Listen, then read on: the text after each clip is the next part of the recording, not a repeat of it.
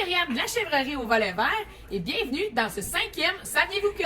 Pour l'épisode d'aujourd'hui, saviez-vous que les ongulés, dont les chèvres, les moutons et les vaches, marchent en fait sur le bout de leurs doigts comme ça et que la partie de notre ongle à nous fait en fait tout le tour à eux. Et c'est là-dessus qu'ils marchent. Suivez-moi, je vais vous montrer.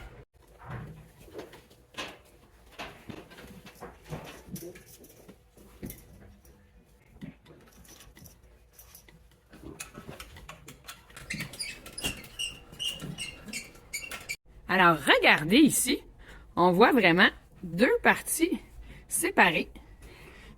Et ce qui recouvre le sabot, en fait, c'est l'onglon. Donc, c'est comme nos ongles à nous. Puis, on va venir tailler les onglons comme ça pour des animaux d'élevage environ 4 fois par année. Fait qu'en fait, ce qu'on va venir faire, c'est qu'on va venir couper les ongles de les chèvres. Regardez ici. Jupiter va nous lever sa patte. Regardez ici.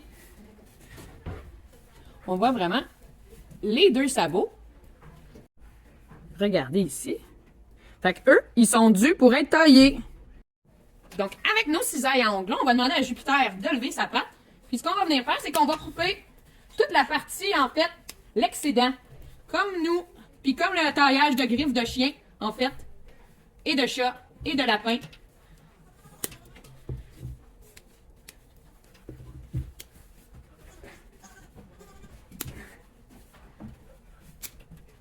Et voilà. Donc, regardez ici, on est venu enlever tout l'excédent. Puis ça, je dois le faire sur les 4 pattes, sur toutes mes chèvres. Vous voyez ce qu'il fait l'onglon ici? Il pousse de l'extérieur vers l'intérieur, puis ce qu'il veut faire, c'est qu'il veut venir recouvrir ici la partie entièrement. Ici, on peut bien voir un côté qui serait fait et un côté qui est à faire. Si vous avez des questions, posez-les en commentaire. Puis pour ceux que ça intéresse un peu plus longuement la taille des onglons, je vais faire une vidéo plus en longueur, plus technique sur la taille des onglons, sur l'autre chaîne de vidéos. Donc, salut!